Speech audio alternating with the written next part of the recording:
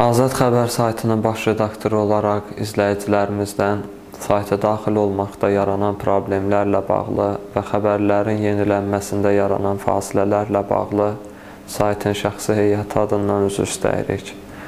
Bildirmək istəyirək ki, sayt tezliklə tam yeni dizayn və saytın serverinin əvəzlənməsi ilə fəaliyyətə başlayacaq.